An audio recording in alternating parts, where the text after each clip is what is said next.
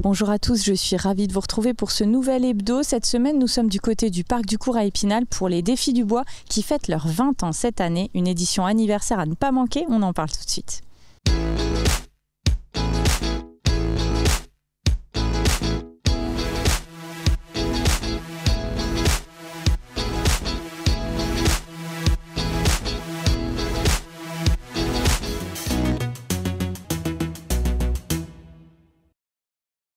Nous sommes donc au Parc du Cours à Épinal. Je suis avec Caroline Simon, bonjour. Bonjour Anaïs. Alors vous êtes enseignante et responsable du Master ABC à l'ENSIB. Le Master ABC, je rappelle, c'est Architecture Bois Construction, oui. Donc à l'École des ingénieurs du bois. Donc ça y est, c'est le lancement de cette 20e édition. C'est toujours un grand temps fort, hein, ce premier samedi. Oui, tout à fait. Alors ce matin, on a effectivement présenté le sujet de l'édition, la 20e édition. C'est toujours un plaisir de retrouver nos étudiants puisqu'ils nous ont quittés fin février pour partir en stage. Et là, on se retrouve pour la semaine de fabrication des défis. Donc une semaine qui s'annonce très intense. Avant de rappeler le thème de cette année, est-ce que vous pouvez nous rappeler un petit peu ce que c'est que ces défis du bois? Bien sûr. Alors les défis du bois sont un exercice pédagogique qui est lié à cette formation de Master Architecture Bois Construction. Et en fait, on constitue des équipes. Donc il y a 9 ou 10 équipes de 5 participants. Donc des participants qui sont soit ingénieurs, soit architectes, soit effectivement des compagnons du devoir qui viennent nous rejoindre. Voilà. Et donc ce matin, le thème a été dévoilé, c'est une tradition, c'est toujours le jour même. Alors les étudiants évidemment eux, travaillent dessus depuis des mois, ils le connaissaient. C'était quoi cette année ? Alors cette année, on travaille sur le jumelage et en particulier l'anniversaire des jumelages d'Épinal avec les villes de Gembloux et de Schwäbisch Hall. Et donc avec une version totalement revisitée cette année parce que au lieu d'avoir des équipes de 5 qui travaillent sur du coup une dizaine de structures, là il y a eu la volonté de faire 3 structures plus imposantes, mais dans lesquelles ils sont quand même plusieurs équipes à collaborer. Expliquez-nous un petit peu. C'est ça. Alors, on a besoin de continuer à travailler, on va dire, en petite équipe. 5, c'est vrai que c'est une belle complémentarité. Mais cette année, on voulait symboliser complètement le sujet. Finalement, puisqu'on avait 3 villes, donc c'était l'idée d'associer 3 équipes pour fabriquer 3 structures qui sont des cadeaux pour les villes, des témoignages de cet anniversaire. Et à l'intérieur même de ces structures, on retrouve les 3 identités de chaque équipe et c'est aussi là toute la difficulté finalement. Tout à fait. Le nouveau challenge, et il est vraiment important cette année, c'est d'une part que chaque équipe garde sa singularité au sein de la structure globale pour la ville, mais également cette notion d'assemblage qui va être un petit peu le point d'orgue, la surprise, puisque on va avoir une clé d'assemblage et on attend tous avec impatience ce moment. Finalement, ça rejoint un petit peu ce côté symbolique du jumelage, du partenariat, c'est travailler ensemble, conjointement, se réunir pour former quelque chose. Tout à fait. L'un ne peut exister sans les 2 autres. C'est vraiment cette notion. L'un tient grâce aux 2 autres. Et puis travailler sur le partage, sur la solidarité, sur cette amitié qu'il peut y avoir entre les villes. Et cette année, une volonté de ne plus faire ça sous forme de... Enfin, c'est toujours un défi, mais en tout cas, il n'y aura pas de vainqueur à la fin. C'est la première fois. On a voulu aussi se renouveler puisque on a un petit peu sollicité pour cette 20e année les anciens participants, donc qui maintenant volent de leurs propres ailes, bien évidemment. Et puis il y avait cette idée finalement de qui n'est pas un vainqueur, que c'était un événement pour tous. Et encore une fois, de partage et d'égalité. Donc on s'est dit, effectivement, tout le monde gagne et on va changer un petit peu les règles du jeu. Donc voilà, peut-être un peu moins de pression cette année. Alors c'est différent, la pression quand même. C'est différent parce que cette notion d'assemblage entre les 3 sous-équipes, la pression elle est là parce que c'est nouveau pour nous. Il va falloir s'entendre. Il y a vraiment un challenge. Et en revanche, c'est vrai que moins de pression pour, on va dire, valoriser le travail puisqu'on connaît déjà vers quoi ils veulent aboutir. Donc ça va être un petit peu différent, pas de jury, etc. Voilà. Très bien, merci Caroline d'avoir répondu à nos questions. Avec plaisir. Puisque c'est une édition anniversaire, je propose qu'on remonte un petit peu l'histoire et qu'on aille voir l'édition de 2015. C'était un tournant également dans l'histoire des défis du bois parce qu'on est passé sur des structures pérennes, des structures de commande. Je vous propose de regarder ça et on se retrouve juste après.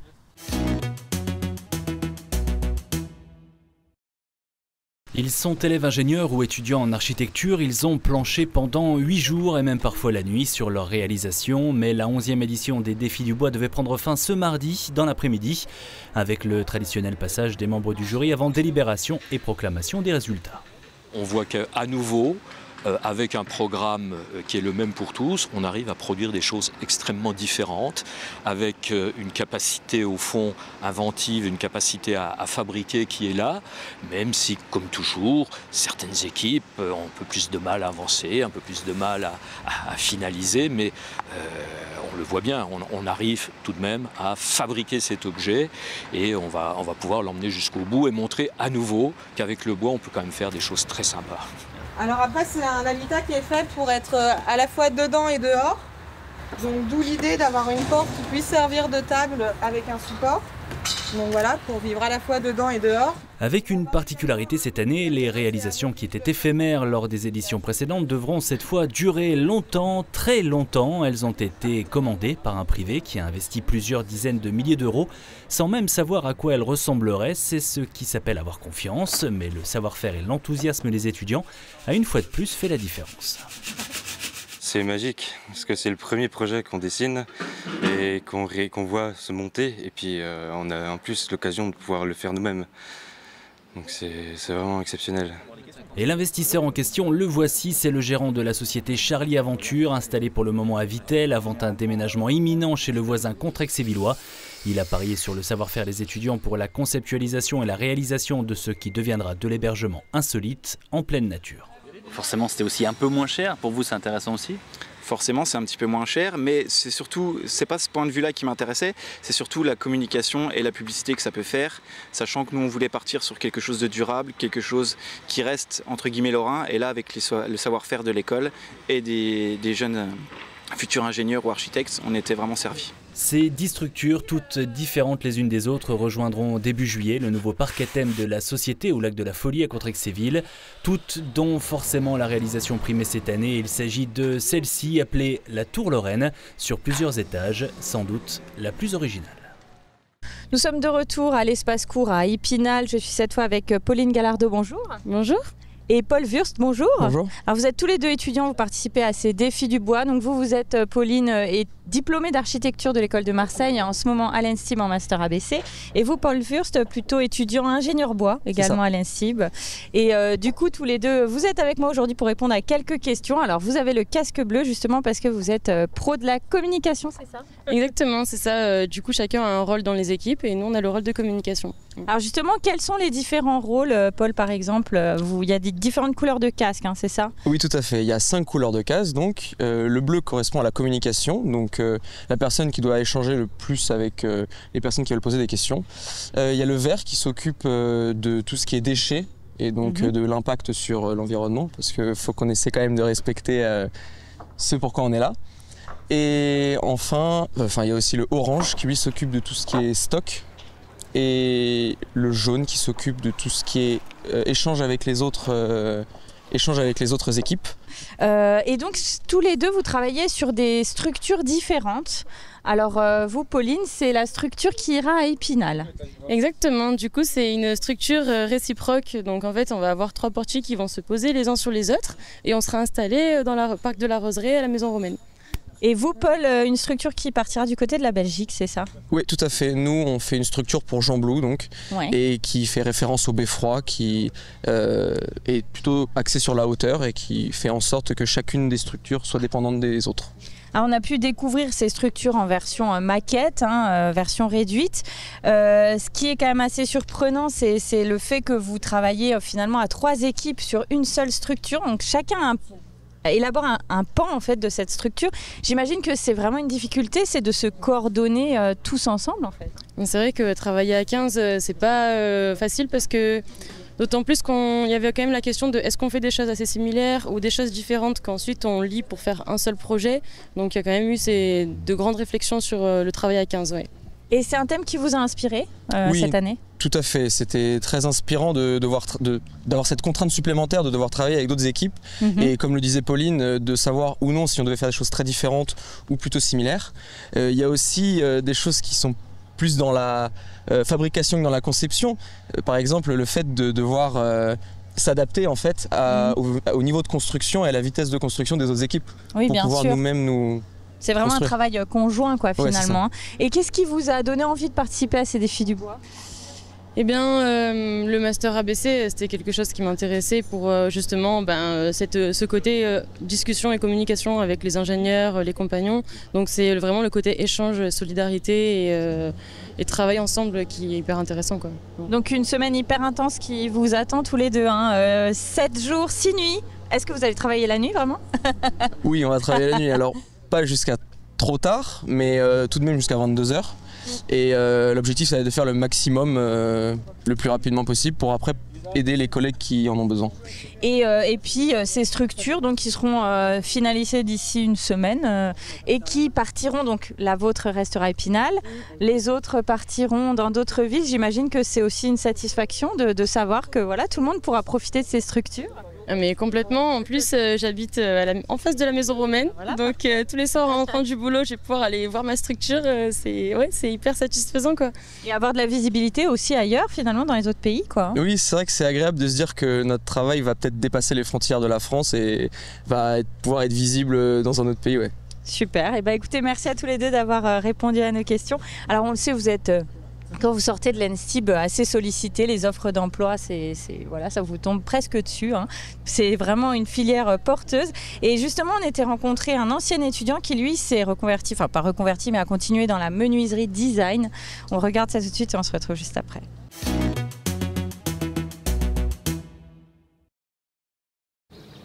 On l'a vu la semaine passée, une toute nouvelle promotion a investi l'ENSTIB, l'École nationale supérieure des technologies et industries du bois à Épinal.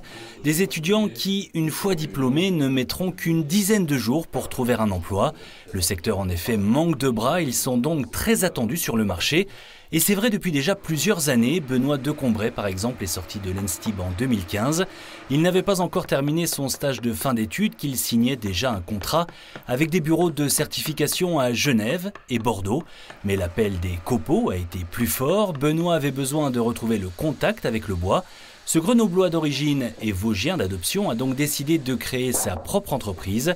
Il vient de s'installer dans cette ancienne menuiserie à Gruet-les-Surences, à quelques kilomètres de Darney. Gruet-les-Surences, ça a été une opportunité géniale. Il y avait cette menuiserie qui était à vendre avec 350 mètres carrés d'atelier, toutes les machines traditionnelles qui étaient déjà en marche. Le fait qu'il y ait des belles forêts dans les Vosges, c'est quelque chose d'important en fait, dans mon métier, d'être entouré de la matière première. Moi, je cherche à avoir quelque chose qui me fasse vibrer. Et le fait de pouvoir faire des balades, d'aller aux champignons et de voir ce qu'on travaille, de voir où ça pousse, c'est important. Celui-ci, c'est un tabouret qui est en poirier local. C'est un poirier que j'ai acheté à Chavelot. D'autant plus important quand on veut mettre en avant une certaine éthique, travailler au maximum du bois vosgien, en tout cas français, pour fabriquer du petit mobilier haut de gamme et en faire la promotion sur les réseaux sociaux, parce que c'est sur la toile que l'entreprise Decombray touche le plus de clients, suscitant notamment l'intérêt de grandes marques de luxe. C'est une mayonnaise qui a commencé à prendre et les designers ont commencé un peu à me contacter, j'ai commencé à discuter avec différentes personnes qui m'ont dit « Ah, votre approche est intéressante, est-ce que vous pourriez travailler pour nous chiffrer ci, ça ?» Il y en a avec qui ça colle, il y en a avec qui ça colle pas, certains qui me demandent des choses que je ne sais pas faire, alors je reste aussi précis dans ce que j'ai envie de faire. À savoir travailler le bois et gérer ses créations comme il l'entend, aujourd'hui l'entreprise Decombray, c'est un chiffre d'affaires de 80 000 €, mais l'idée est de rapidement monter en puissance, investir dans de nouvelles machines numériques et passer de 3 à 10 salariés. Nous sommes de retour à l'espace court. Je suis cette fois avec Flavie Agent. Bonjour. Bonjour. Alors je rappelle que vous êtes responsable communication et enseignante à l'ENSTIB. Avec vous, j'aimerais bien qu'on revienne sur l'histoire de ces défis du bois qui ont commencé en 2005. Alors ça a démarré comment finalement? Alors à l'origine, les défis du bois ont été créés pour faire travailler ensemble deux professions qui n'ont pas l'habitude, à savoir un architecte et un ingénieur. Donc ça a été un rapprochement entre l'École nationale supérieure d'architecture de Nancy et l'ENSTIB. Et à l'origine, c'est un groupe d'enseignants qui avaient envie vraiment de concevoir une épreuve pédagogique qui allait permettre aux ingénieurs bois et aux architectes de travailler ensemble. Au départ, c'était des structures éphémères, c'est ça, pendant quelques années, c'était comme ça? Oui, de mémoire, pendant les 10 premières années, les défis du bois, c'était des structures éphémères qui ont d'abord commencé au centre des congrès et qui sont ensuite allés un peu partout dans la ville, dans le parc du Château, dans le parc du Cours, à la carrière Colo par exemple. Et d'ailleurs ici en 2013 on était exactement au même endroit pour construire une jetée rhizomatique. Il avait fait très beau, alors on vous souhaite que ce soit la même chose cette semaine. Oui, on espère aussi. Alors entre-temps la formule a évolué, est devenue les défis du bois 3.0 parce que les compagnons du devoir vous ont rejoint, c'est ça? Il y avait cette volonté d'élargir encore. Oui, alors il y avait 2 raisons à l'évolution. Déjà, on se remet en question et on essaye de proposer quelque chose de nouveau. Les structures éphémères, elles étaient recyclées après la manifestation. Tout le monde disait « Oh là là, c'est dommage, pourquoi on ne peut pas les acheter ?» etc.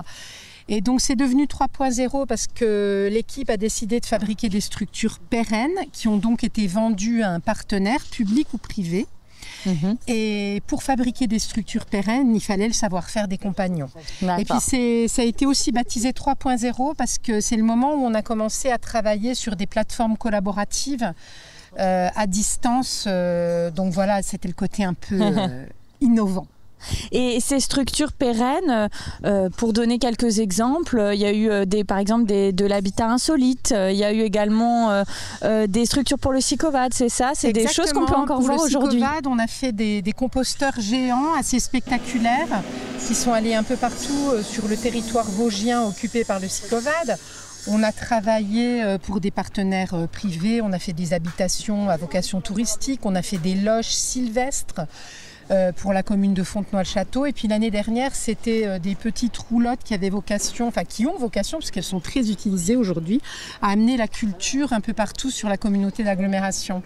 Et donc cette année, nouvelle évolution encore, dont on a déjà parlé. Il y a vraiment une volonté de faire évoluer en permanence cet événement. Absolument. Alors on revient à l'appellation ancienne les défis du bois, mais on prend le meilleur de tout et on recommence. C'est-à-dire qu'on va être dans une micro-architecture pérenne qui est destinée à durer dans le temps, mais qui va être, comme dans les débuts, quand c'était des éditions éphémères, extrêmement créative, poétique, de grande taille. Avec une dimension, voilà, vraiment... c'est pas de la commande, c'est quelque chose qu'on crée un peu à l'envie. Voilà. Et d'ailleurs, les créations sont très ambitieuses, puisqu'on va même avoir une grue sur le chantier à partir de lundi, parce qu'il y a une des structures qui est vraiment très haute et qui nécessite d'avoir une grue pour travailler. Et qui ensuite vont être acheminées, alors une va rester à Épinal, mais les 2 autres dans les villes jumelées, donc Schwabischal et Gembloux. Oui. Ça va être compliqué ça de les déplacer jusque là-bas? Enfin, tout a été pensé, j'imagine. Alors dans le sujet, il y avait une notion justement d'assemblage et du fait de pouvoir démonter la structure pour la transporter, la remonter ensuite sur son lieu de destination. Donc ça a été pensé, voilà, dans quelques semaines, on pourra les retrouver dans ces villes, c'est ça. Très bien. Et à la fin de la semaine, on pourra les voir toutes ici, elles seront finies. On reviendra faire un reportage. Merci Flavie d'avoir répondu à nos questions. On regarde les infos de la semaine.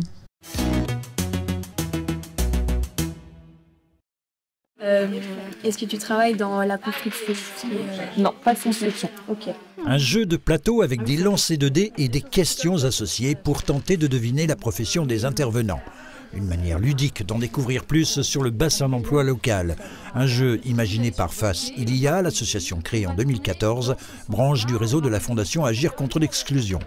À ce titre, et sur initiative de la commune de Thaon-les-Vosges, cette action était à destination mardi dernier des 115 collégiens de 4e du collège Elsa Triolet qui devront, l'année prochaine, trouver un stage en entreprise.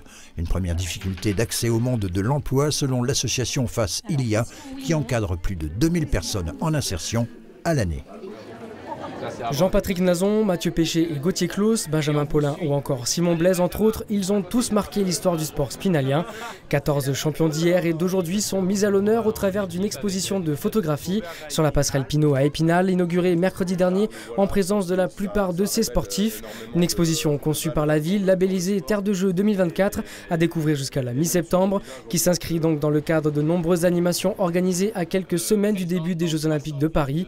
L'occasion également pour le maire d'Épinal de présenter l'application mobile Joux qui permet désormais de se balader dans la Cité des Images sur 3 parcours différents tout en étant guidé et ainsi allier exercice physique et découverte du patrimoine historique et culturel.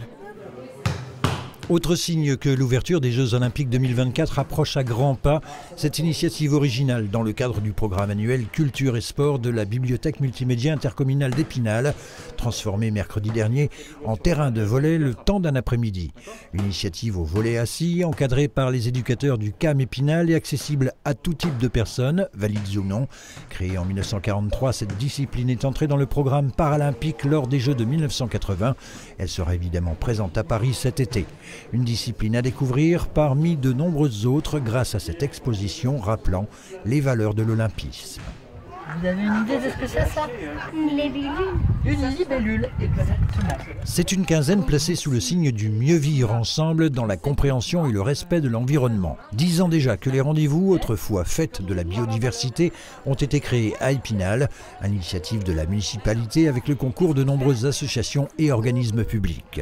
Des jardins de cocagne de Taon-les-Vosges à l'ONF en passant par le Sicovad, les croqueurs de pommes ou encore les apiculteurs de l'abbaye vosgienne, pour ne citer que, ont ce vendredi sensibilisé près de 200 scolaires venus les rencontrer au pavillon du Parc du Château. Dédié au thème du sport et de la nature, ces rendez-vous vont se poursuivre jusqu'au 15 juin prochain. Programme à retrouver sur le site de la ville d'Épinal.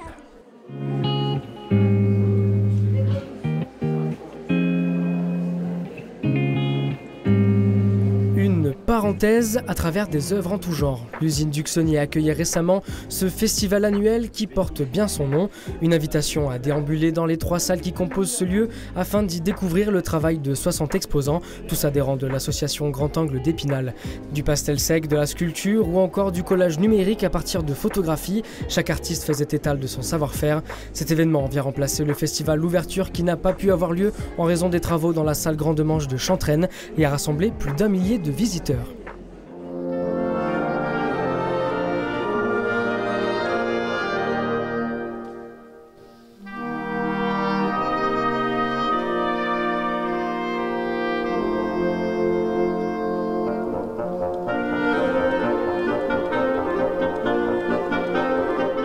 Ce ne sont pas moins de 3 concerts consacrés aux instruments à vent que l'ensemble orchestral Épinal La Belle Image proposait aux mélomanes pour clore sa saison en beauté.